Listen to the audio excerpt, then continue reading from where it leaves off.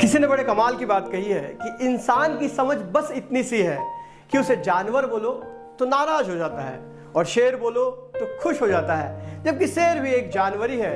नमस्कार दोस्तों, मैं हूं आपका दोस्त अंकित और आप देख रहे हैं मेरा चैनल। फिर आज आपके सामने एक छोटी सी कहानी लेकर, कहानी छोटी लेकिन सीख बड़ी। ये कहानी एक टीचर की है। एक गांव में एक टीचर थे जो बहुत अच्छा पढ़ाया करते थे। सारे गांव के लोग उनसे खुश थे और उनके घर वाले भी उनसे बहुत खुश थे। एक हैप्पी फैमिली थी मास्टर साहब की, एक बीवी, 2 बच्चे। बच्चा भी पढ़ लिख के शायद लगभग उसकी पढ़ाई पूरी होने आ गई थी और बेटी शादी की उम्र की हो चुकी थी और मास्टर जी को आज नहीं कल बेटी की शादी करना था। लेकिन मास्टर जी के मन में एक ख्याल आने लगा था।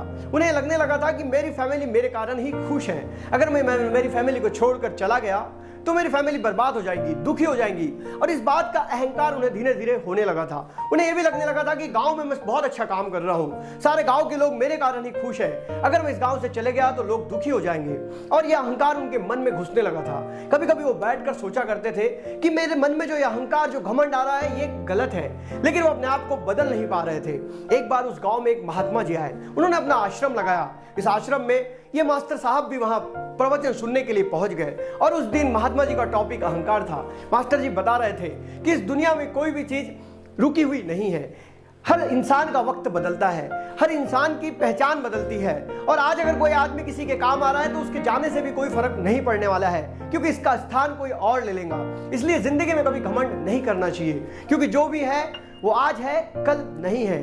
ये सारी बातें सुनने के बाद मास्टर साहब को भी लगने लगा था कि महात्मा जी जो कह रहे हैं वो बिल्कुल सही कह रहे हैं। प्रवचन खत्म होने के बाद टीचर उस महात्मा जी के पास पहुंचे और महात्मा जी से कहा कि आपने जो टॉपिक पे आज प्रवचन दिया मुझे बहुत अच्छा लगा है। मेरी जिंदगी में भी बहुत सारे प्रॉब्लम है, मुझे भी घमंड होने लगा है।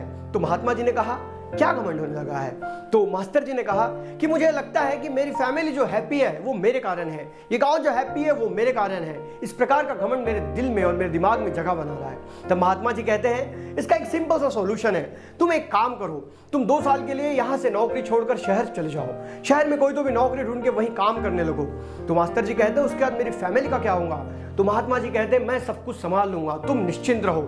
और महात्मा जी की बात सुनकर मास्टर जी उस गांव को छोड़कर शहर चले जाते हैं बिना किसी को कुछ बताए। और महात्मा जी फिर बताते हैं कि हमारे आश्रम में एक शेर आया था जो हमारे एक भक्त को उठाकर ले गया और वो भक्त टीचर थे। सारे गांव में बात फैल जाती है, सारे गांव के लोग उनके घर पहुंचते हैं और मास्टर जी की बीवी से कहते हैं कि चिंता मत कीजिए, हम सब कुछ संभाल लेंगे।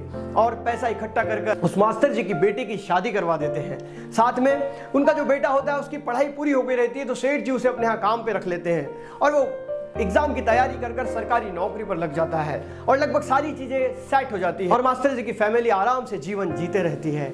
अब लगभग 2 साल खत्म होते हैं और मास्टर जी जब वापस आकर देखते हैं तो वो पाते हैं कि उनकी फैमिली हैप्पी है, वो गांव हैप्पी है, कहीं किसी प्रकार का कोई दुख नहीं है। और उन्हें पता चल जाता है कि किसी के जाने से, किसी के नहीं रहने से किसी की जिंदगी को कोई फर्क नहीं पड़ता। दोस्तों, छोटी सी कहानी, लेकिन ये कहानी हमें बताती है कि कभी भी अगर घमंड आए तो इस बात को ध्यान रखिए कि आपके रहने नहीं रहने से इस दुनिया को कोई फर्क नहीं पड़ने वाला है, क्योंकि ये देश दुनिया वैसे ही चलते रहती है जैसी चल रही है। इस दुनिया में हजारों लोग पैदा हुए जो बहुत महान कार्य करके इस दुनिया से चले गए, उनके जाने से इस दुनिया को कोई फर्क नहीं पड़ा है। ये दुनिया वैसी ही चल रही है। इसलिए जब भी आपके दिमाग में किसी प्रकार का कोई घमंड आता है तो ये बात ध्यान रखिए, जो आपके पास आज सब कुछ है ये कल रहेगा या नहीं रहेगा इसकी कोई गारंटी नहीं है। इसलिए अगर जिंदगी में कुछ कमाना है तो दुआ कमाइए और लोगों की मदद करते रहिए, क्योंकि दुआ तो सिर्फ मदद करने से मिलती है। दोस्तों, छोटी सी कहानी अगर अच्छी लगी तो वीडियो को लाइक करें। मैं इस चैनल पे इसी प्रकार की कहानियां लाया करता हूं। मिलते हैं अगली कहानी में, तब तक के लिए अलविदा, जय हिंद, वंदे मातरम।